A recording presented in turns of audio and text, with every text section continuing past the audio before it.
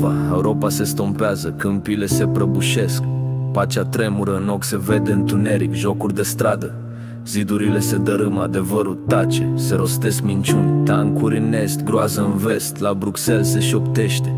Cine va fi amenințarea? Migranți în bărci, nimeni nu-i mai primește.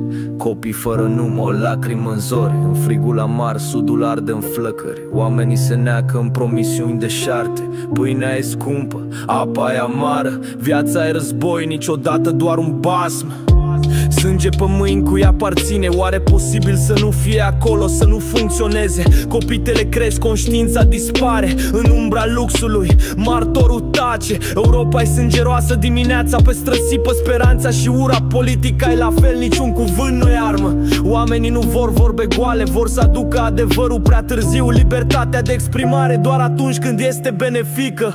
Nu e nimic în neregulă cu ea, nu merită rețelele sociale, o cruce virtuală, dar în lumea reală fratele se luptă prea mult cu fratele. Europa pălește, sufletul se frânge, vântul poartă strigătul din templele antice. Ce se întâmplă, ce se va întâmpla în continuare? Al cui sânge este pe mâinile lor?